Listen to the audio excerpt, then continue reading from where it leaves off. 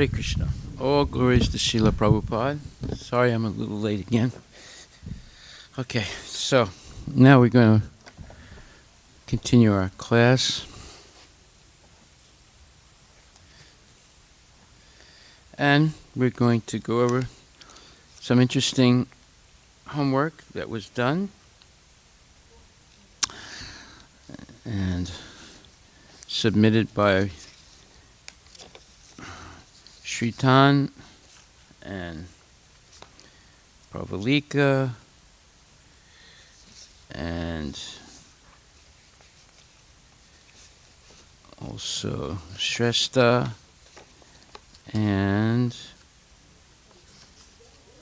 Agastya. Good.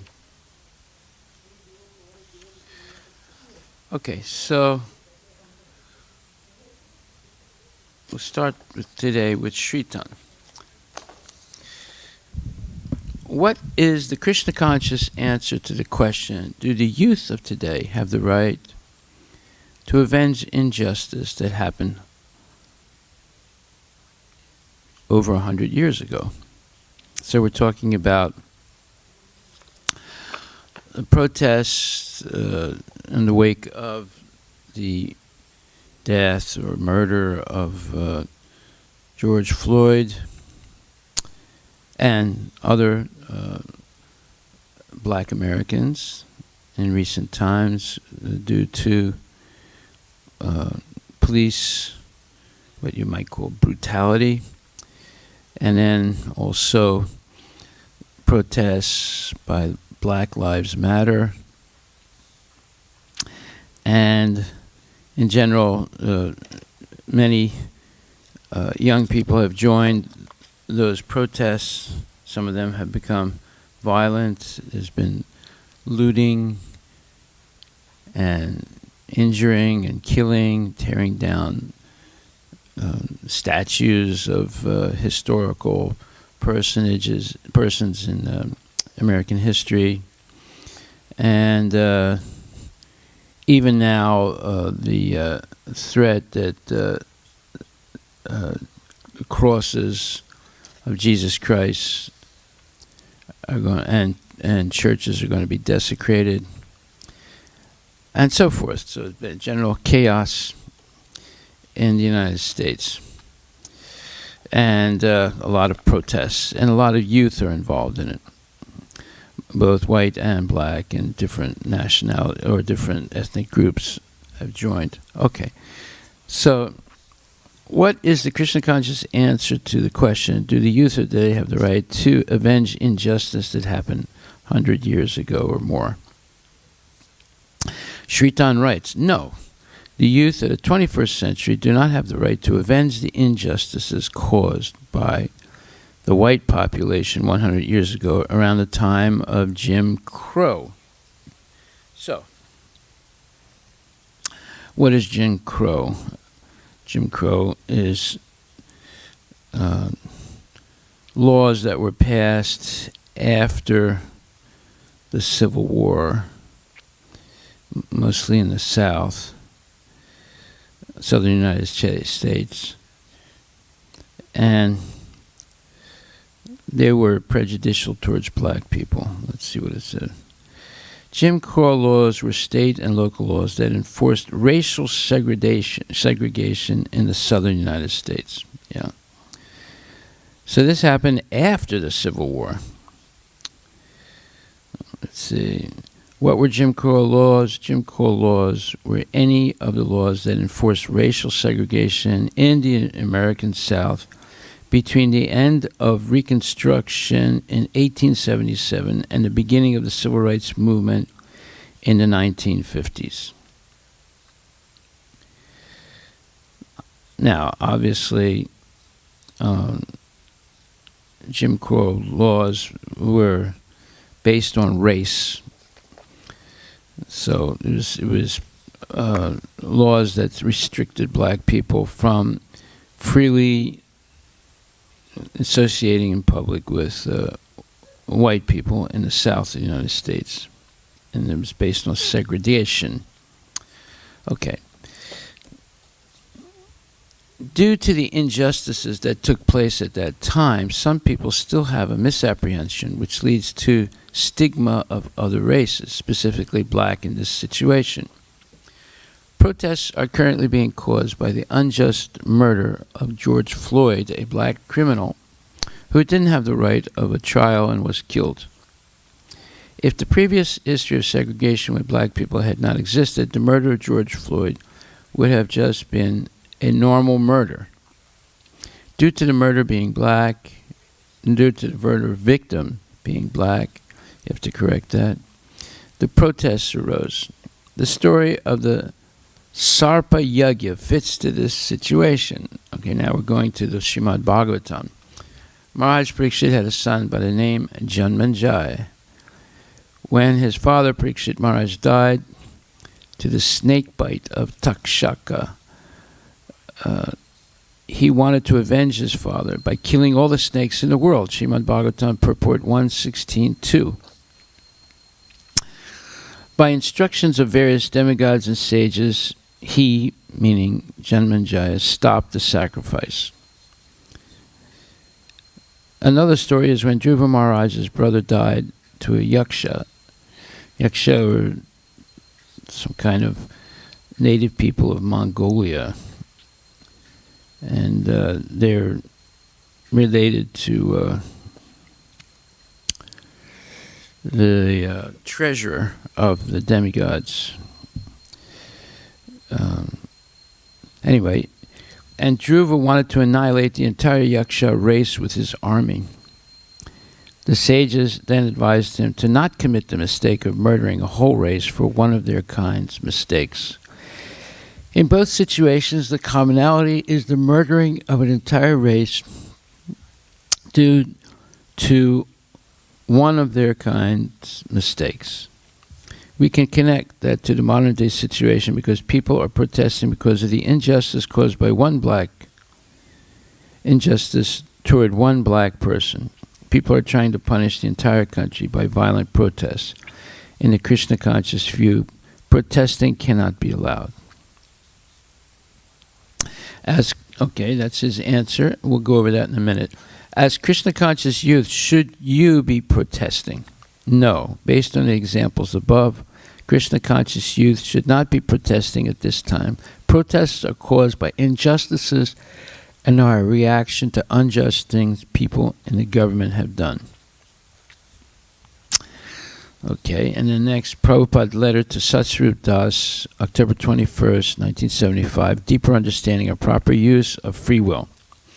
In this letter, Prabhupada uses a quote from the Brahma Samhita. The quote is, "Let me offer my respectful obeisances unto the original Supreme Personality of Godhead, Govinda, who regulates the sufferings and enjoyments of fruitive activities for everyone.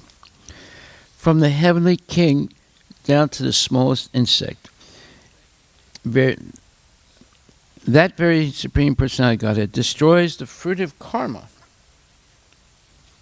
of one engaged in devotional service. The line that is most important for the understanding of free will is the part that says Govinda is the regulator of rewards and punishments of action performed by living entities. The free will is given to us by Krishna to do either devotional service or perform fruitive or sinful activities. Because we have the tendency to sin, we usually pick sinful activities. Your previous karma determines the support you get in your life. Your reactions and choices are still determined by you. This cycle will be repeated unless you perform devotional service as said in Brahma Samhita. When you are under the protection of Krishna, you are beyond the three modes of material nature. Okay, this is very interesting. So why did I ask you to read the letter to Satsvarup Das on October 21st, 1975? Because it gives a deeper understanding of proper use of free will. Now, what does that have to do with protesting today, along with Black Lives Matter or other groups that are protesting all over the United States? because it's an act of your limited free will, if you choose to protest or not to protest. Okay, so that's why they're connected. Now, so let's go over Sri Tan's homework, because it's very interesting what he did. He did some research, which is good, and he researched Janmanjaya, and he was avenging the death of his father by the flying snake Takshat, and that was due to the son of the Brahmana who ostensibly was insulted by Parikshit Maharaj.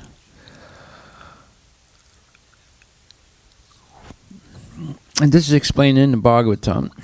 Let's see. Let's get that Bhagavatam 1:16 too. Let's take a look at that.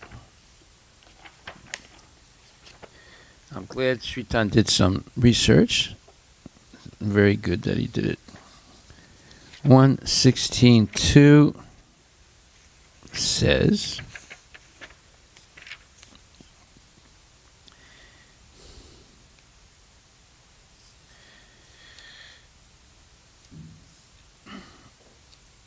it talks about Janmanjaya. Janmanjaya, one of the Rajarsis, that means saintly kings, and famous son of Maharaj Parikshit. His mother's name was Iravati, or according to some, Madravati.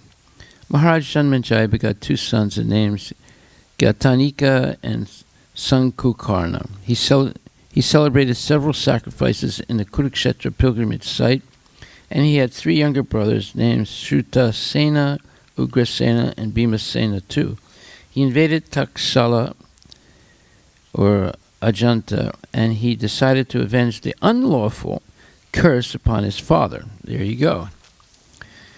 Avenge the unlawful curse upon his great father, Maharaj Parikshit. He performed a great sacrifice called Sarpa Yagya. Sarpa means snake. To kill the race of serpents, including the Takshaka, which had bitten his father to death. So Takshaka was flying snakes. So imagine how dangerous that is, to have flying poisonous snakes. Fortunately, that doesn't happen anymore. On request from many influential demigods and sages, he had to change his decision to kill the race of snakes. But despite stopping the sacrifice, he satisfied everyone concerned in the sacrifice by rewarding them properly. Shishi Radha Nilamadava Ki Jai. Haribol.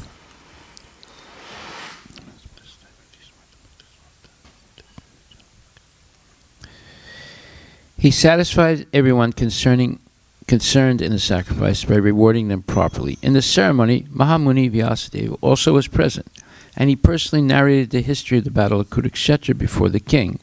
Later on, by the order of Vyasadeva, his disciple Vaisampayana narrated before the king the subject matter of Mahabharata. He was much affected by his great father's untimely death and was very anxious to see him again, and he expressed his desire before the great sage Vyasadeva. Vyasadeva also fulfilled his desire. His father was present before him, and he worshipped both his father and Vyasadeva with great respect and pomp. Being fully satisfied, he most munificently gave charities to the brahmanas present at the sacrifice. Okay, so you see what miraculous things could happen in the past. Even dead people could be brought back, as Vyasadeva had that power.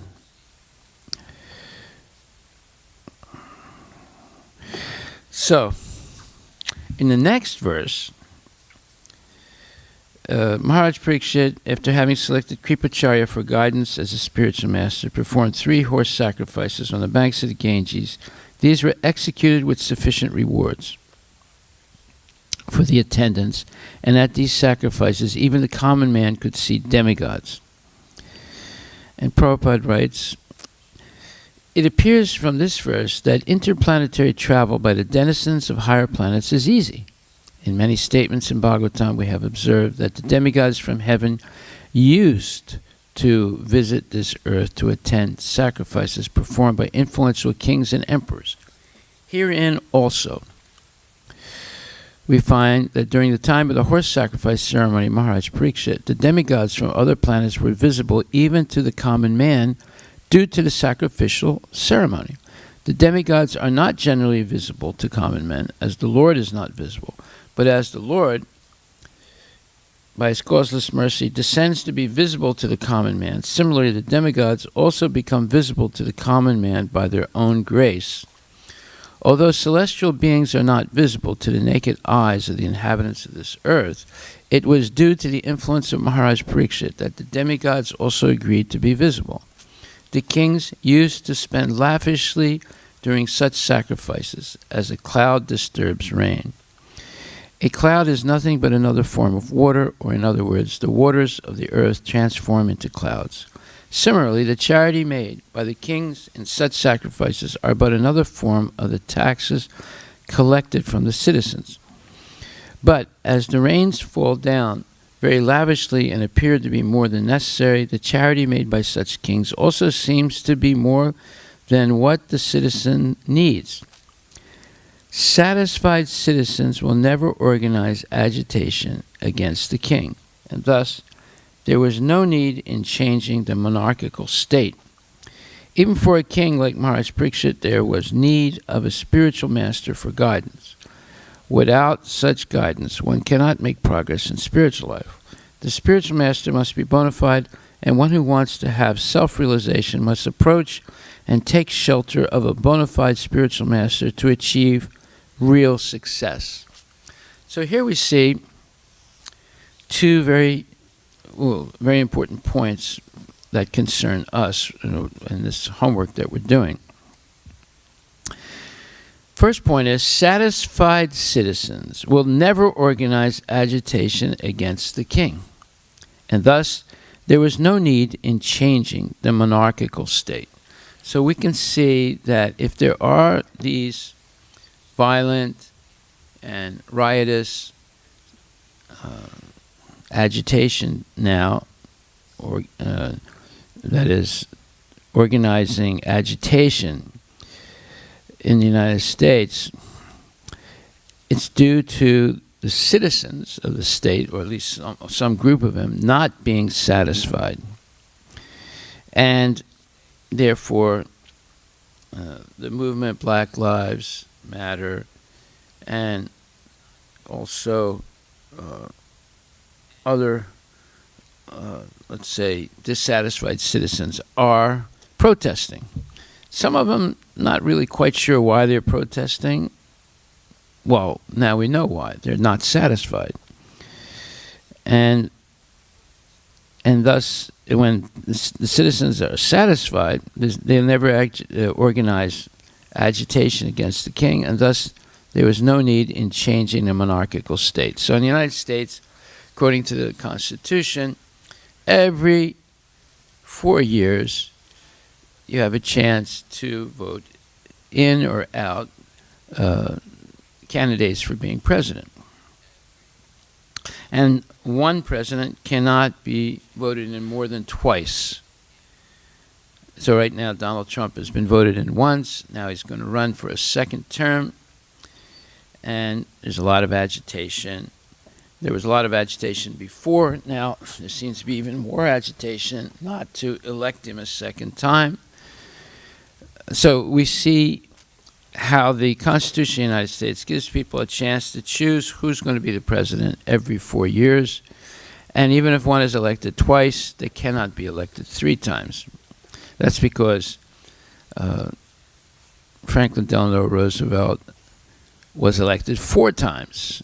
And after that, they decided, the people and the Congress of the United States decided, let's limit the election of a president to just 2 times.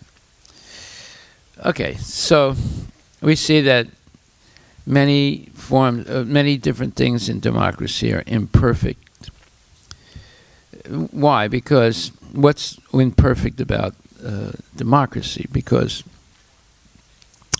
if the culture and quality of the people degrades, they will vote in people who are not qualified to be leaders of a country. And this is unfortunate because you end up having inferior quality leaders, and it just causes more and more havoc in the country. Okay, so now we know why there's so much massive disturbance in the United States. You have a lot of dissatisfied citizens, and they're organizing agitation against basically the president. Did the president murder George Floyd? No. Does he support murdering black people? No. Is he responsible that a black man was killed? And not only one, but there's been at least 4 or more high-profile killings of black people by police in the last 6 months. Is the president responsible for it? No, he's not. He doesn't promote such a thing, but yet he's getting the blame and the ire or the anger of so many people. It's very interesting. Okay, so, but on the other hand, there's another point. Like, for example, just 2 weeks ago, 2 or 3 weeks ago, the largest number of people, mostly black, were killed in Chicago on a weekend, up to 25 people. And every weekend there's black on black violence, and it's not only black on black, but sometimes black on white. And you never really hear too much about white on black in Chicago. It's mostly black people killing black people, sometimes Latinos, and sometimes white people are being killed also by black people.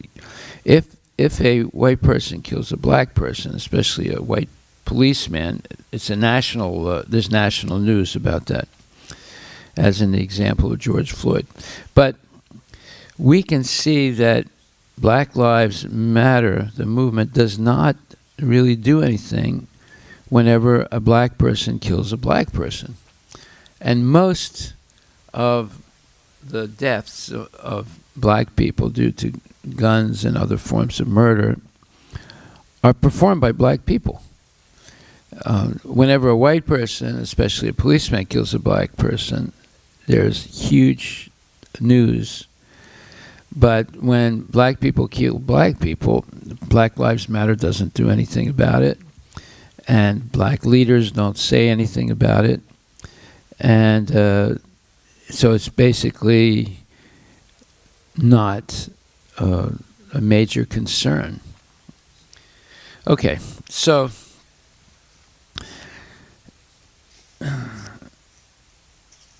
the second major point in this purport, 1 Canto, chapter 16, verse number 3, is, even for a king like Maharaj Parikshit, there was need of a spiritual master for guidance. So Maharaj Parikshit was a saintly king, and there's a lot of glorification of him in the Bhagavatam about his qualities. Still, there was a need of a spiritual master for guidance. Without such guidance, one cannot make progress in spiritual life. The spiritual master must be bona fide, and one who wants to have self-realization must approach and take shelter of a bona fide spiritual master to achieve real success. So now there are 2 major points here that we're looking at.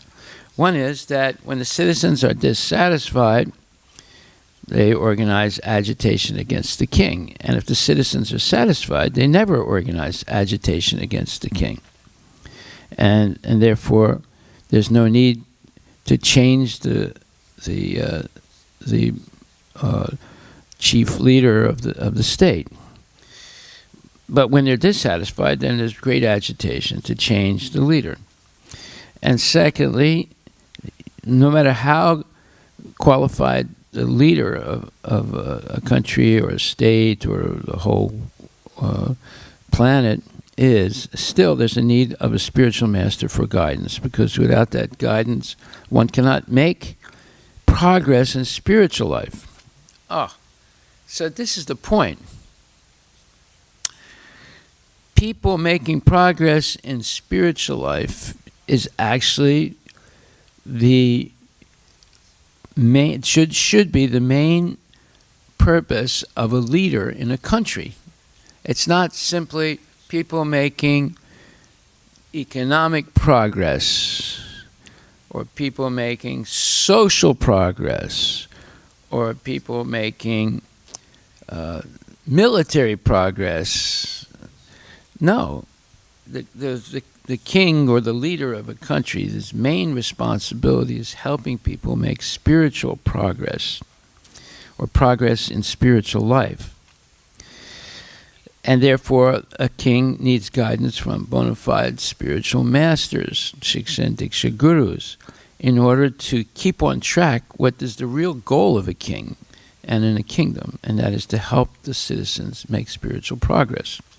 And to do that, there's the Varnashram system of organization of society, and then beyond the Varnashram system, there is Krishna consciousness, to advance in devotional service and attain pure love of Krishna and do so many wonderful things like Sankirtan Yagyas and prasadam distribution and teaching people to be satisfied with the minimal material needs to maximize the time they have for maximum spiritual progress. That's the whole purpose of societal organization and the responsibility of a king. When that spiritual progress doesn't take place and people progress in sense gratification, then there's all kinds of problems that arise, and those problems cannot be solved by economic progress. They cannot be solved by social or societal progress in terms of eliminating prejudice based on laws. Just like there were Jim Crow laws for segregation, and then all the Jim Crow laws were annihilated, were dismissed, and laws guaranteeing equality for black people and for white people and so forth replaced them. And no more segregation, no more racial identification. Did that stop the problem? No. The problem of racial identification has become even stronger today than it was before. And people are less spiritually inclined today than they were before. And people are angry, and they're breaking things and destroying things and looting and killing. So we see that if let's say you're a leader of a temple and the devotees are not satisfied in their advancement in spiritual life, well, that's the fault of the leaders of a temple, because their first duty is to make sure that devotees are satisfied and happy through spiritual progress, not satisfied and happy through sense gratification or economic development, but satisfied through spiritual progress and purification. So this is true on every level, on a family level, on a organizational level, like a temple or even a business.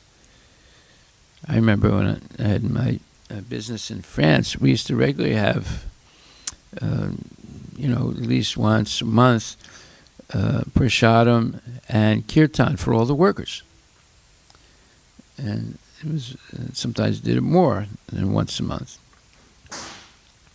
And I had a temple in my factory at that time, so that the workers at any time could come and have darshan.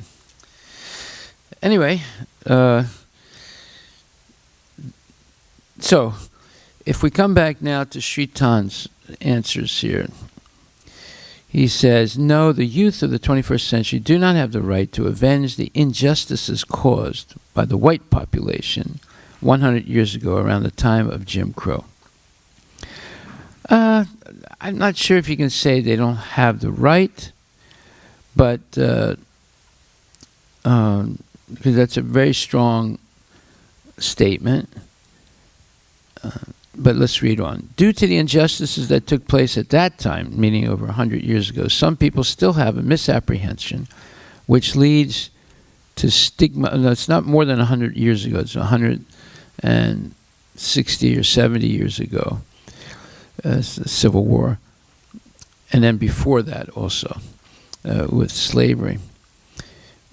Due to the injustice that took place at that time, some people still have a misapprehension which leads to a stigma of other races, specifically black. Well, in other words, you're saying racial, let's say, identification and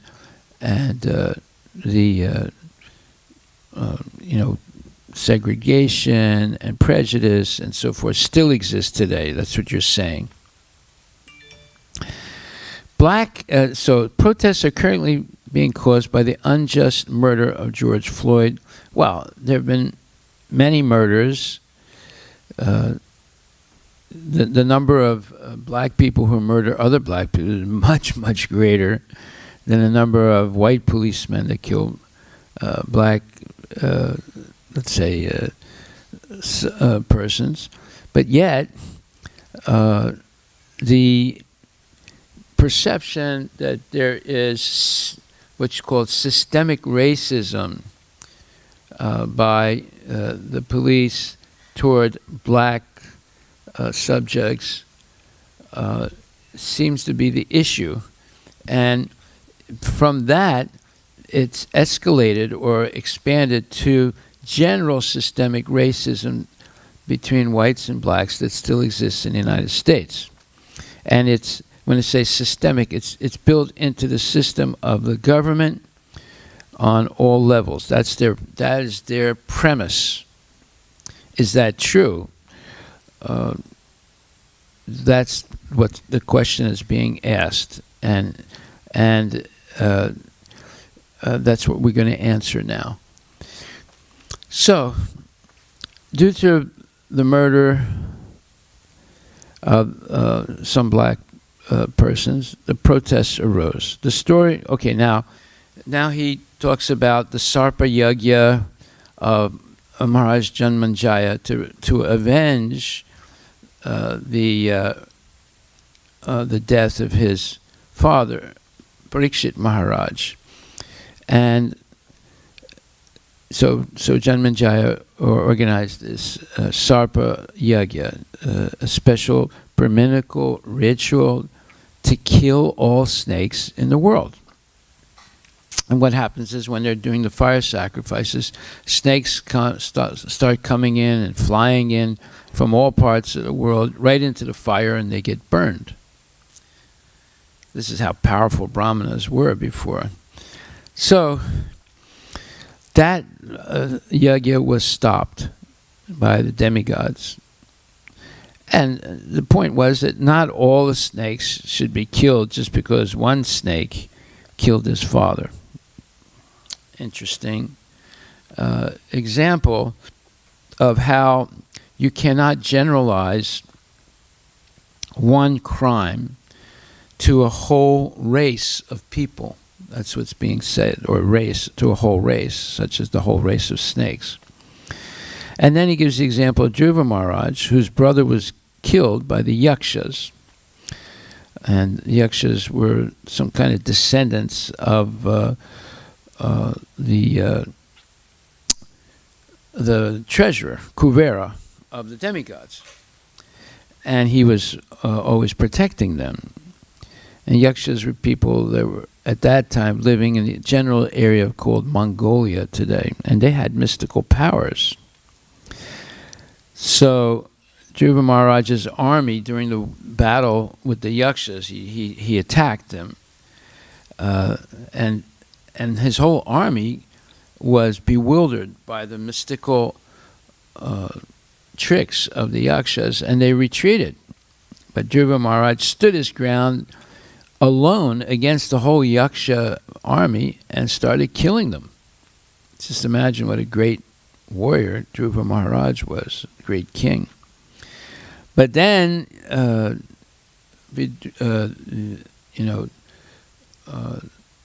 the demigod treasurer Kubera and other demigods, they talked to Dhruva Maharaj and convinced him to stop this slaughter.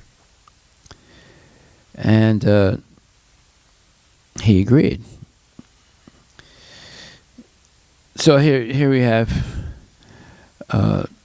history of Janmanjaya and then Dhruva Maharaj. Both are attempts to eliminate an entire race of living entities, and both times it was stopped. Because you cannot blame the fault of one living entity to a whole race and try and eliminate all of them. So if you're trying to eliminate an entire race of people, it's called genocide or a holocaust. So last week I did give example of the Turkish massacre of Armenians, and they're not the only people who have been massacred. There have been attempts throughout history of massacring an entire race of people or entire ethnicity of people. And it is a great crime. It's called a holocaust or a genocide. Okay, so therefore, Shritan says, the sages then advised him to not commit the mistake of murdering a whole race for one of their kind's mistake, for one of the racial identities' mistake. In both situations, the commonality is the murdering of an entire race due to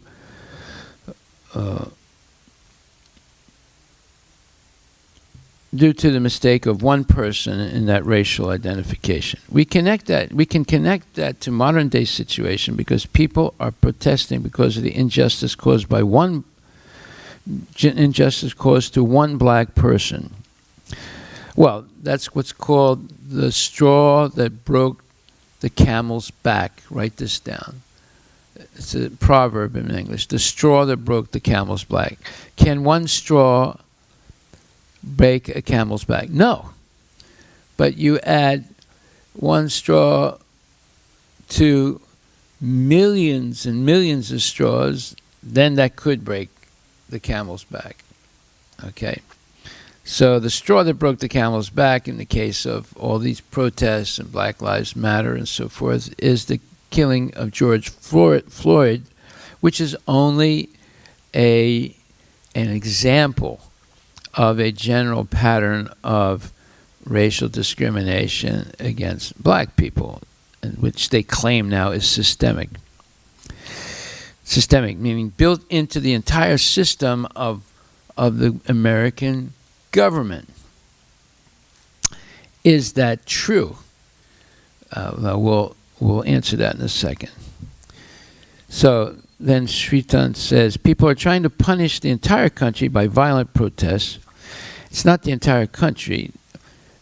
What they're doing is they want to punish the whole system of government of the United States.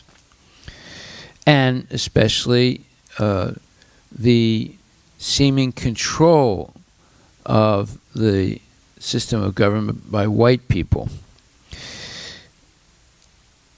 So, in the Krishna conscious view, protesting cannot be allowed. Well, that's not exactly true, Shritan. We see from the statement, satisfied citizens will never organize agitation against the king. And thus, there is no need in changing the monarchical state. Well, that means that if the citizens are not satisfied, then there may be cases in which agitation is justified. Like, for example, when the Brahmanas in Bengal complained against Lord Chaitanya's Sankirtan movement to the king, or at least to the local leader, Chankazi, in Navadvip. And then Chankazi, with his Muslim soldiers, stopped the Sankirtan, broke the mridungas, and warned the devotees not to perform it again. And what happened? Lord Chaitanya immediately organized civil disobedience. And he assembled in one day, less than a day, 100,000 people with hundreds and hundreds of mridungas and kartals, and they surrounded the house of Chankazi. But notice, they didn't pillage, they didn't kill, they didn't burn. They simply asked Chankazi to come outside and speak to Lord Chaitanya, which he did. And they settled the issue without any violence, without any rioting, without any breaking of things, and so forth. Okay, so who's chanting like that? Okay, tell them to chant somewhere outside or somewhere. So this was an example of how civil disobedience should take place. It should take place without undue violence, without any violence, without any rioting and breaking and burning and stealing and killing.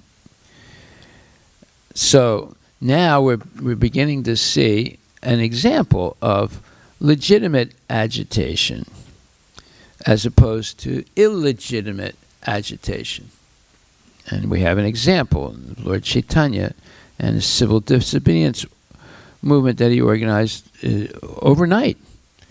And it functioned very nicely. And Chankazi became a devotee, although he maintained himself as a Muslim, but he became a devotee of Lord Chaitanya, and he made an edict that in his area of influence they will never attempt to stop the Sankirtan movement. Therefore, today, 500 years later, you have a massive Mayapur temple and community, and hundreds and thousands of people come there every Janmashtami and other festivals.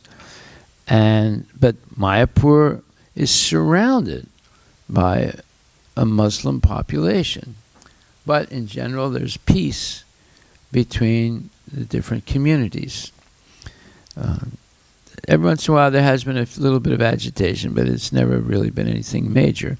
And this is because Chankazi made that declaration that in his area, Sankirtan could freely be performed. And it is freely performed in the whole Mayapur area, although the majority population there is Muslim.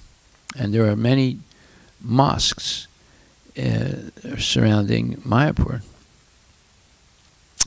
Okay, so in the Krishna consciousness view, protesting cannot be allowed. That's a wrong statement. You can correct that, Sritan. But the examples you used at Dhruva Maharaj and Janmanjaya were very good. You don't murder a whole race for the mistake of a few people in that race. And however, you can add the example of Lord Chaitanya and his civil disobedience in the case of the Chankazi, the Muslim leader, stopping the Sankirtan movement. Okay, good. As Krishna conscious youth, should you be protesting? Sritan says no, based on the examples above. Krishna conscious youth should not be protesting at this time. Protests are caused by injustices that are a reaction to unjust things people in the government have done. Okay. Actually, the answer to that question is much deeper. And when Shresh does homework, she speaks about that. We'll get to that in a minute. But I'll answer that also. So we saw that the second point in this purport that we read Canto 1, chapter 16, verse number 3 says that even for a king like Maharaj Parikshit, there was a need of a spiritual master for guidance. Without such guidance, one cannot make progress in spiritual life. The spiritual master must be bona fide, and one who wants to have self-realization must approach and take shelter of a bona fide spiritual master to achieve real success.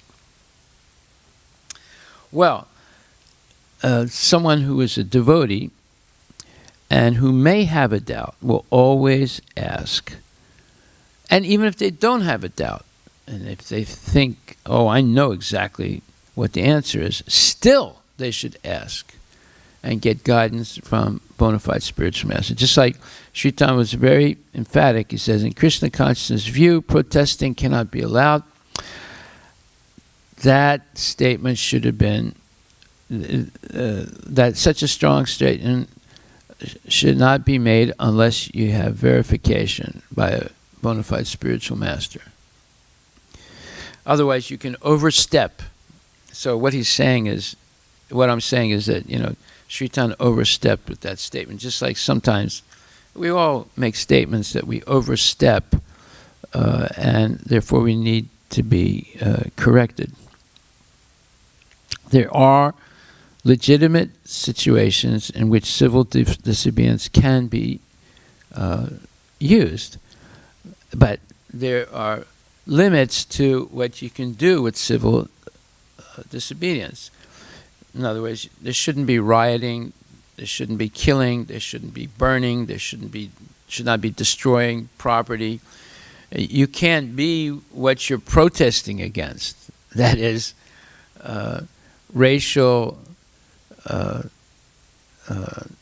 let's say, identification, acting on the basis of sense gratification rather than on the basis of spiritual principles, and destroying property that belongs to other people, burning properties and things like that, and killing also. You can't. There's limits to civil disobedience used in a spiritual way. And when there's no spiritual way, then you see it degrades into criminal behavior, as we've seen. Okay, so protests are caused by injustices, yes, and mismanagement, yes.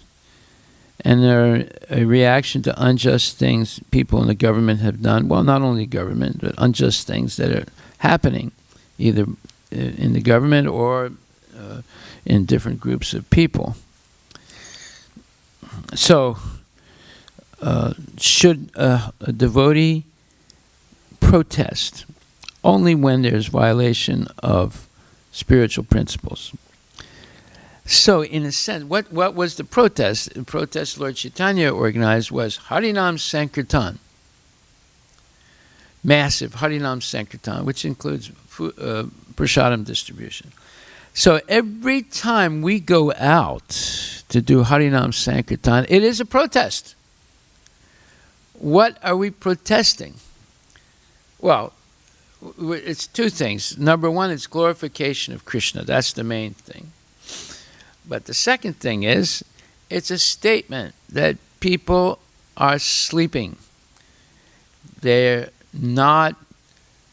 They're in the dreaming state of sense gratification, and because of that, they're ignoring Krishna and breaking so many rules and regulations of proper life, and engaging in all kinds of sinful activities. The 4 pillars of sin are meat eating, gambling, illicit sex, and intoxication. So,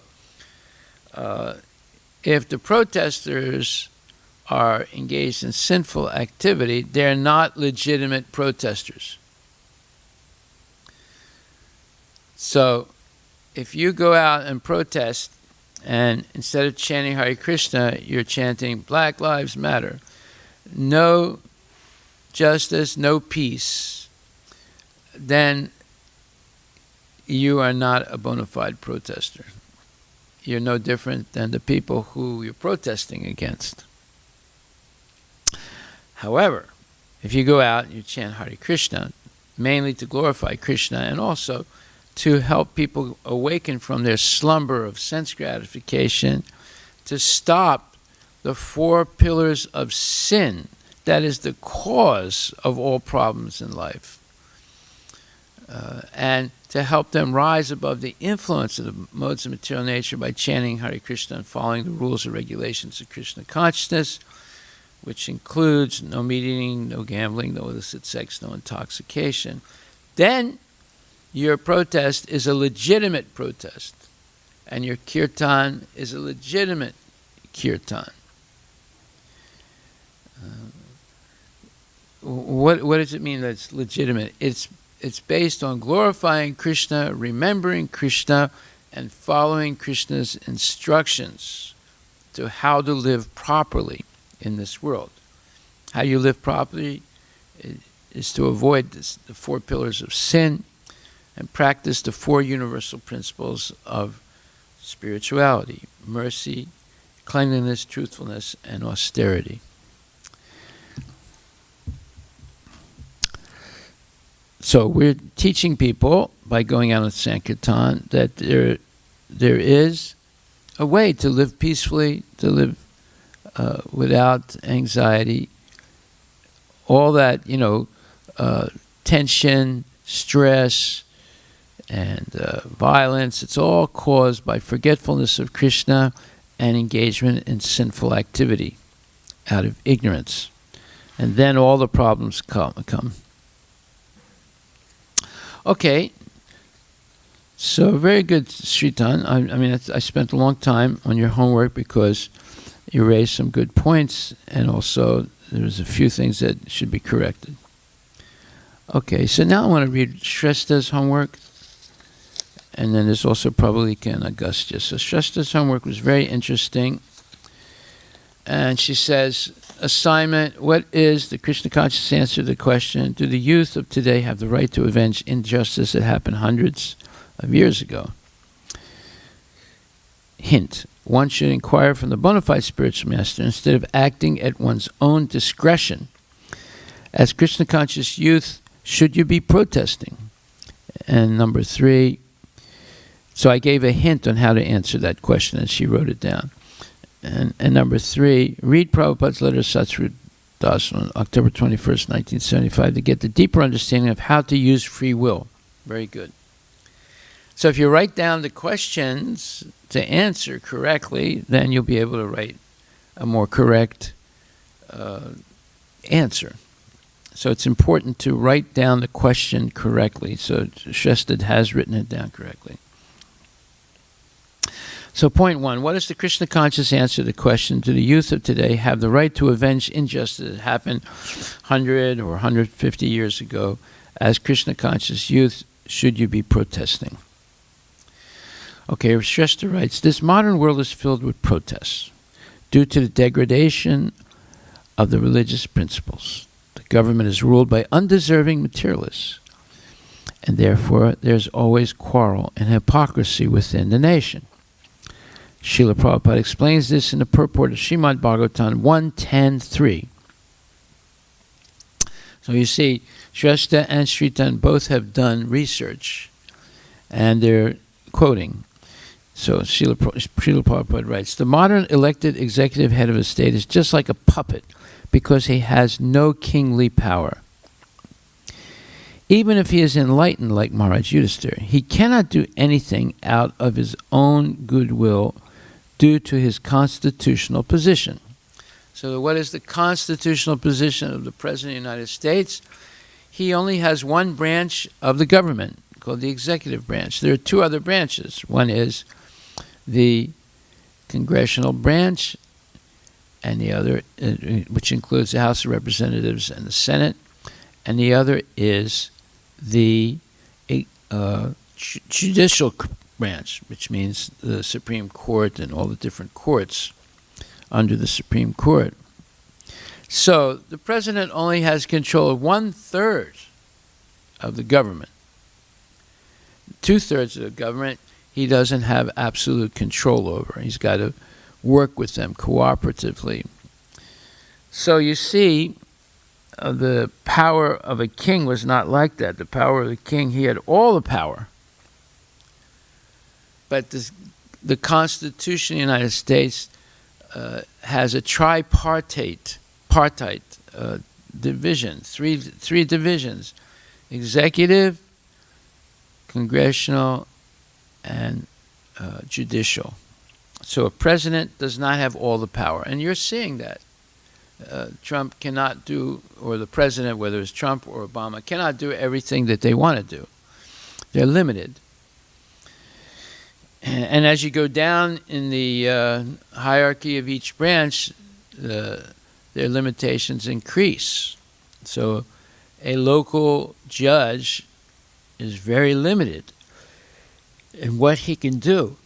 And he's under the scrutiny of higher courts, appellate courts, and eventually the Supreme Court. So you see, these are called checks and balances, are built into the American system of democracy.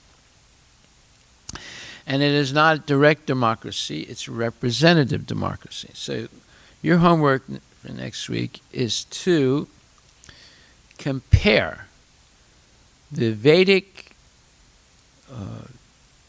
organization, governmental organization, which is monarchical, which is a monarchy, but with saintly king, and compare it to the modern democracy in the United States, which is a representative democracy. That means that the people do not directly vote in at least the president of the United States, nor do they vote for every appointment of judges, nor do they vote in somewhat directly lower level officers like House of Representatives, the Senate, and so forth, members, but not directly the president. The final vote to become president is the electoral college. So we see that although Hillary Clinton won the majority of the votes, she lost the presidency to Donald Trump, who got the majority of the electoral votes. You see, so you do not have a complete direct democracy in the United States. It's called a representative democracy. So you should compare the American system of democracy to the Vedic monarchy system. So the major difference is if the quality of the people is degraded due to not being inspired to advance spiritually, they can vote in unqualified people to be leaders of society. Now, even though in the American system there are so many checks and balances, still unqualified people can get those positions. And you'll see throughout American history, many unqualified persons became president, became Supreme Court judges, became members of the Senate and members of the House of Representatives. And this causes a lot of trouble. And also, when people degrade into sense gratification, like what's happened today massively, and it's not only today, even in the past it was like that, they learn how to vote in other low-class people who promise them benefits. So the more benefits you get promised, like, free this and free that, and you don't have to work, you'll get a minimum wage without working. This is happening in all democracies, whether it's India or the United States or Europe. So there's no, let's say, inherent process to raise the spiritual level of the people, especially in what's called secular government. So write that word down, secular governments, SECULAR LER, secular. Look, it's very important that India has a secular government. The United States is a secular government, even though it says in God we trust on every dollar bill. So secular governments do not in any way have a spiritual purpose, whereas the whole Vedic system of government, the basis is the spiritual upliftment of the people. So what's your homework? Next week, compare modern secular governments with the Vedic system of saintly king governments. Now, the saintly king has all power, but he voluntarily agrees to be advised by saintly gurus, acharyas. He always double checks before he makes a final decision, but his final decision is absolute. He has much more power than a president of the United States, even the dictators. He has more power than a dictator in many ways. But the difference between a dictator government, like you had Stalin, and you had Mao Zedong, and you had Napoleon, and you had let's say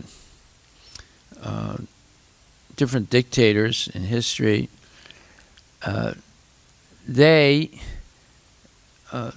don't make decisions by getting help from bona fide Brahmana Vaishnavas. They just make decisions based on their own imperfect senses.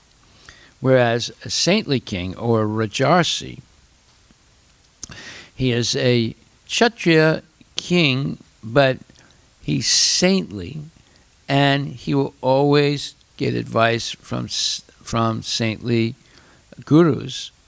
Just like Lord Ramachandra, even though he's Supreme Personality of Godhead, he's still got the advice of his gurus, such as Vasistha Muni and other great personalities at that time, great devotees.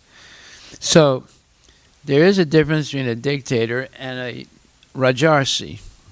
So try and make this comparison between modern secular government and Vedic government.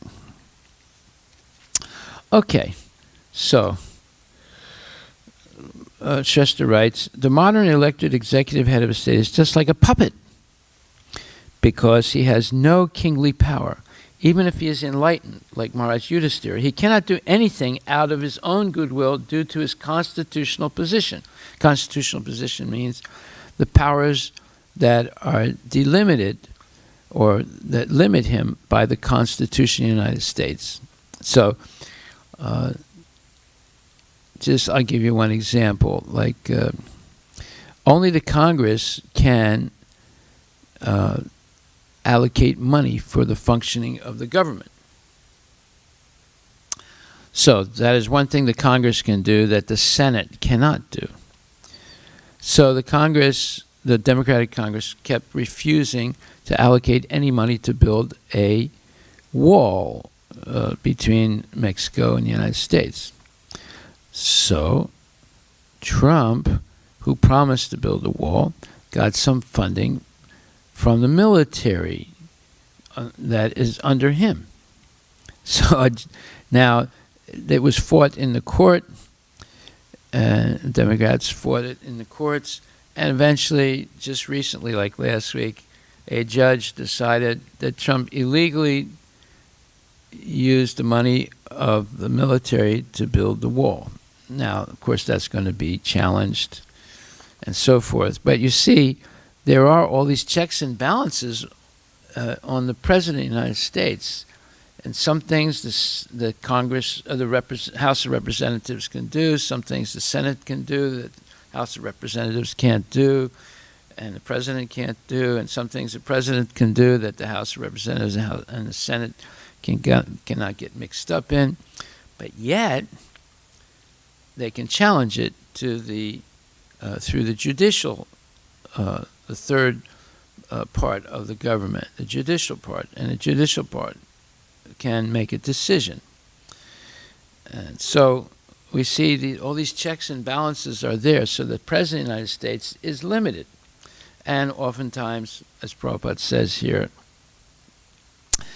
the executive head of a state is just like the modern elected executive head of a state is just like a puppet, because he has no kingly power. Even if he is enlightened like Maharaj Yudhisthira, he cannot do anything out of his own goodwill due to his constitutional position. Yeah, the Constitution limits the power of the president. Therefore, there are so many states over the earth quarreling because of ideological differences or other selfish motives. Very correct, Srila Prabhupada. So then, Shrestha continues, due to the demons ruling the modern governing system, there's always quarreling between states. Similarly, there is quarreling between the people too. This Srila Prabhupada explains in the purport of Srimad Bhagvatam 1.12.4. Prabhupada, the king represents all living beings, including the aquatics, plants, trees, reptiles, birds, animals, and man. Every one of them is a part and parcel of the Supreme Lord. Bhagavad Gita 14.4, which means, Sarvayoni Sikonteya, Sambhavanti Murteya. And the king, being the representative of the Supreme Lord, is duty-bound to give proper protection to every one of them. This is not the case with the presidents and dictators of this demoralized system of administration, where the lower animals are given no protection while the higher animals are given so-called protection. That means that the king is not really protecting anybody, or very partially correcting one category of living entities and completely ignoring the others. Because modern rulers, now this is stressed, because modern rulers neglect the principles of Krishna consciousness, which are undiscriminating, they are unable to protect all the living entities. So one defect of modern secular governments is that all the living entities, or all the prajas, the living entities born in a kingdom or in a state, are not being protected. Just like in America, they're not protecting the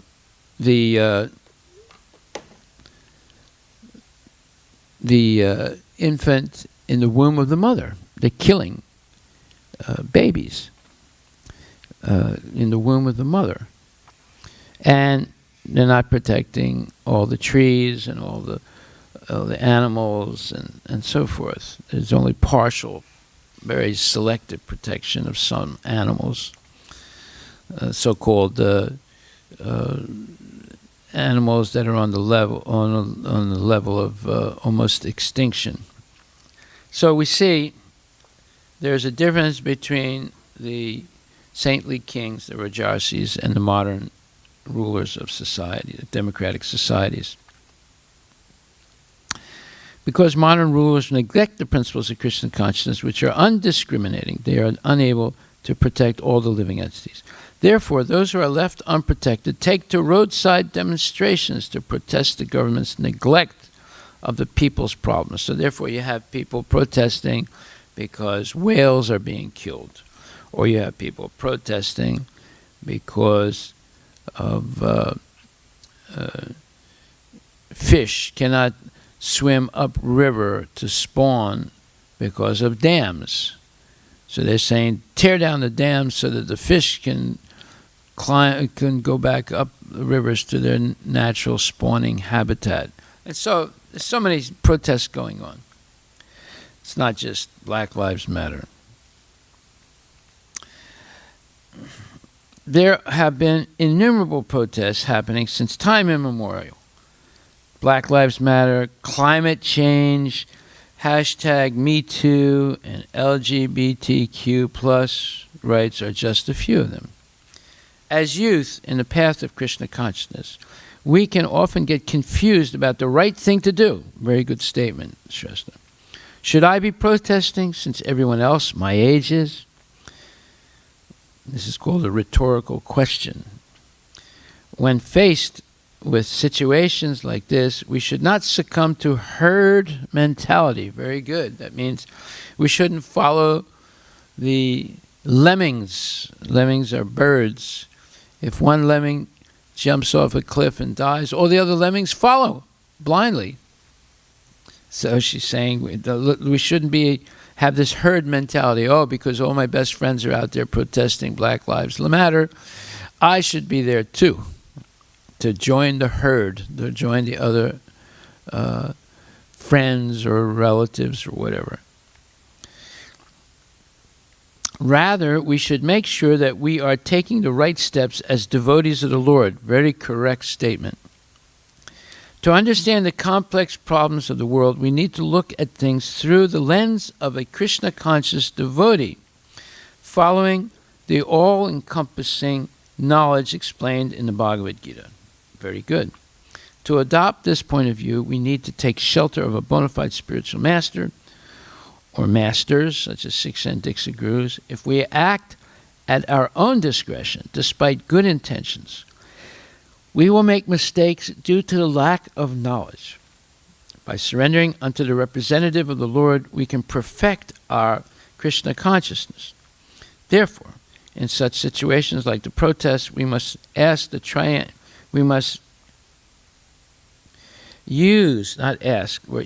triangle of verification, or Guru, Sadhu, and Shastra, about the right thing to do. Very good. I changed the word ask to use the triangle of verification. Guru, Shastra, and Sadhu. Okay. Srila Prabhupada himself sets the example for all of us. Prior to meeting his spiritual master, Srila Prabhupada was an avid or very enthusiastic follower of Mahatma Gandhi's movement of non-cooperation with the British government. However, after meeting his so Prabhupada refused to take his university degree as a protest against the British government of his time in the early 1920s. However, after meeting his spiritual master, Srila Prabhupada realized that the most pressing issue was not freedom from British rule, but freedom from the rule of birth, death, old age, and disease, which is the biggest problems of the world. Very wonderful statement. He learned that spreading Chaitanya Mahaprabhu's mission was the most important activity, and therefore he took action to travel to the West and spread, you have to add, and spread Krishna consciousness. The rest is history. This example shows how the bona fide spiritual master will always give you the right insight in how to act. So Srila Prabhupada, when he met Bhaktisiddhanta Saraswati Thakur, and in the first, let's say, minute of discussion, Bhaktisiddhanta Saraswati Thakur gave Prabhupada his life's mission. He said, you know how to speak English. You should dedicate your life to spreading Krishna consciousness in the English-speaking world. And Prabhupada countered and said, how can a member of a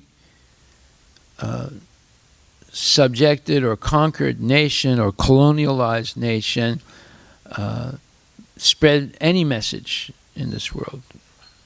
So Bhaktisiddhanta immediately countered. He said, look, politics will always be there. And even, in other words, he was implying that even if India does get independence from the British, that doesn't stop the problems in India. But Krishna consciousness is the absolute necessity of society, because that can stop all the problems of society. So Bhaktisiddhanta defeated Prabhupada, and Prabhupada normally was never defeated in any discussion or argument, and he realized, this is my spiritual master, because he was able to defeat his premise that a member of a colonial country or a country colonized by the British never really speak there, but Krishna consciousness and all problems of life. So Srila Prabhupada realized that the most pressing issue was not freedom from British rule, but freedom from the rule of birth, death, old age, and disease, the biggest problems of the world. He learned that spreading Chaitanya Mahaprabhu's mission was the most important activity, and therefore he took action to travel to the West. The rest is history.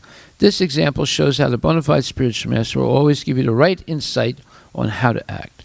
Therefore, well, if the spiritual master is bona fide, and if he bases everything on the words of the acharyas and the words of Krishna, the acharyas simply repeat the words of Krishna without changing them, then if you receive that instruction, then the triangle is closed, Guru, Shastra, and Sadhu, you know it's right.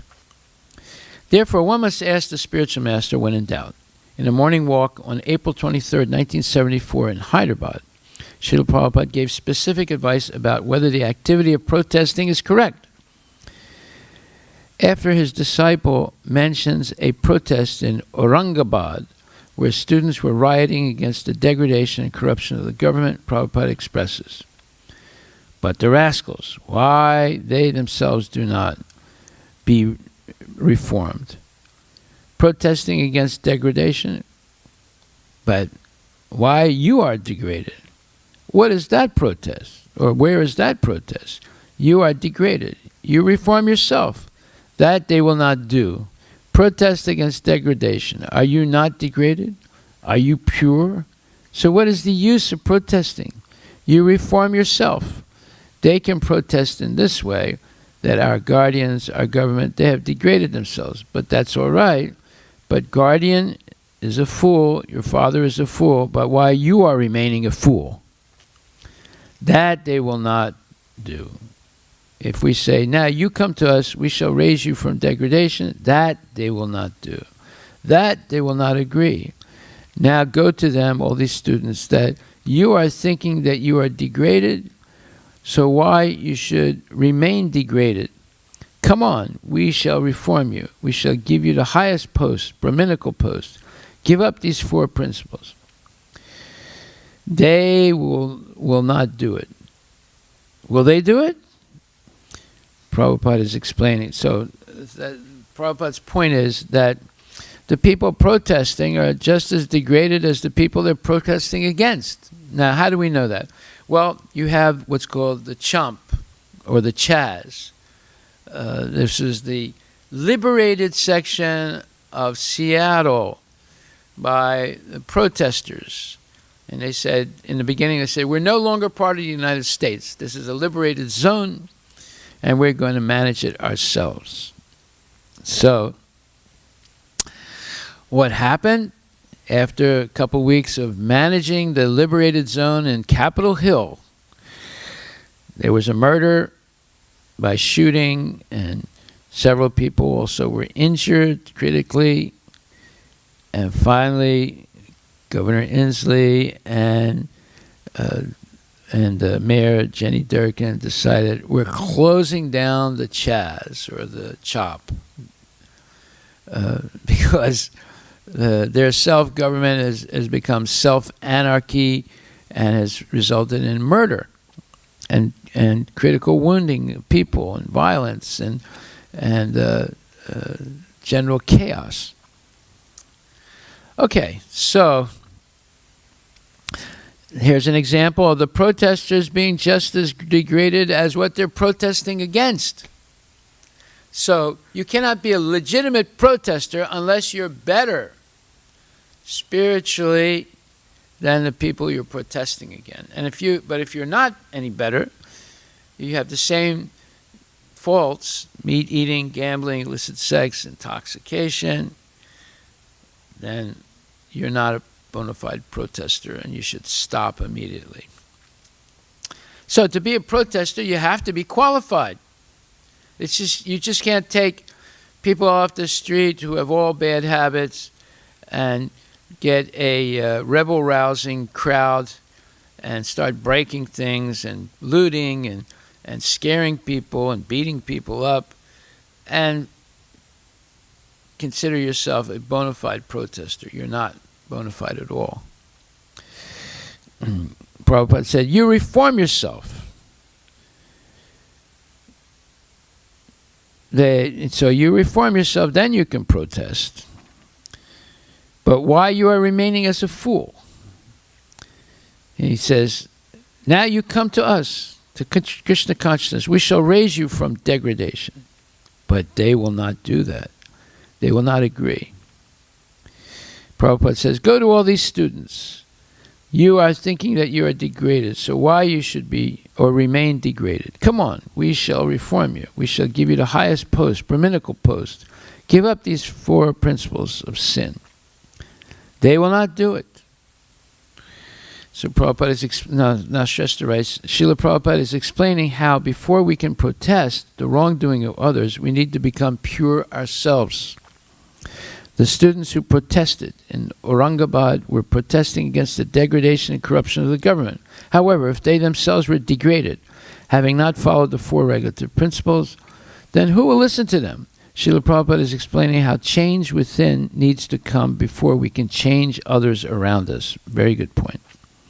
Therefore, we should take such advice from Srila Prabhupada and the bona fide spiritual master and double down on our Krishna consciousness. Rather than protesting the problems and wrongdoing of the modern government, we should be propagating the panacea of all problems, Krishna consciousness, to save the living entities from nescience, from ignorance. Very good, Shrestha. Very, very good. Okay, so here we see this is an important issue. We see how Krishna consciousness is pertinent today, just as it was 5,000 years ago, just as it was 120 million years ago, just as it has been eternally in the past, in the present, and in the future. So if you want to solve the problems of life, you must come to Krishna consciousness. There's no other way of really solving the problems of life, whether it's governmental, whether it's or just as bad as the white racists, you see. So racism is on all sides. It's not just one-sided. And when the racial group that's being discriminated against takes power, they begin to discriminate racially also.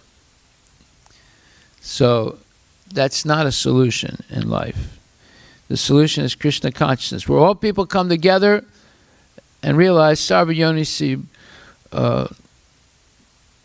that we are all children of God. We all have the same Father, Krishna, and we're all part of the same family. And we also should follow our fathers, our original fathers' instructions given in Bhagavad Gita. Then all the problems of life will be ended, racism will end, prejudice will end, and people can live harmoniously, having a consensus understanding of the philosophy of Krishna consciousness. Sarvayoni Sukhanteya Sambhavanti,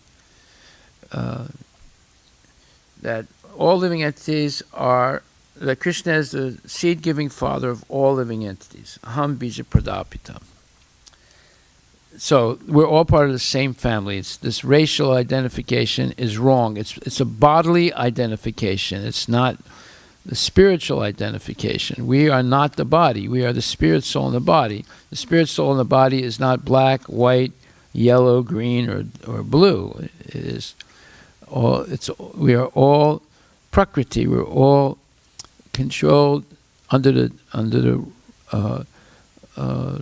Krishna, and therefore we should learn to become Krishna conscious, and all these problems will go away. Okay.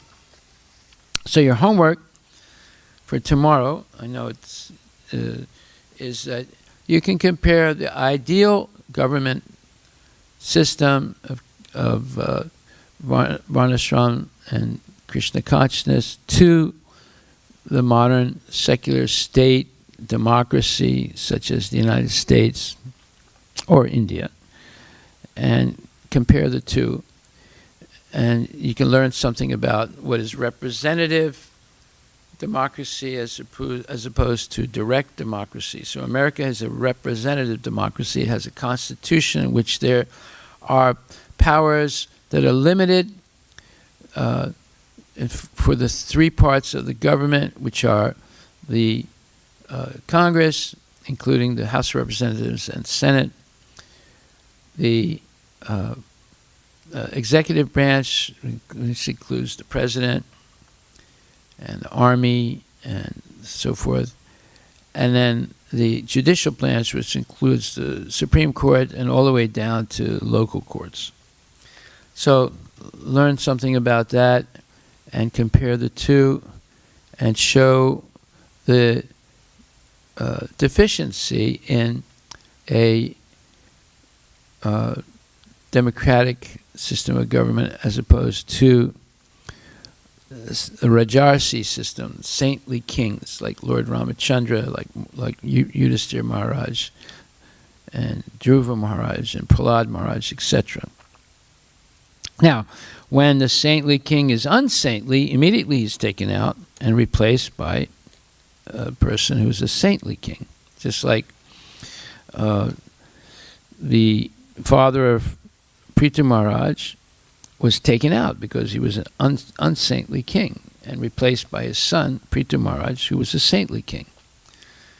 Okay, so thank you very much. And I didn't do Prabhalika and I didn't do Agastya, but I'll go over them tomorrow. And I'm sorry I didn't, because of the lecture I gave about Bhakti Chur Maharaj, I wasn't able to go over your homeworks from previous weeks. I'm definitely going to do it this next week. So we'll have a session, 1 or 2 sessions during the week where I go over previous homeworks, which were very well done, and they deserve to be heard. Thank you. Hare Krishna, all glories to Srila Prabhupada Ki Jai.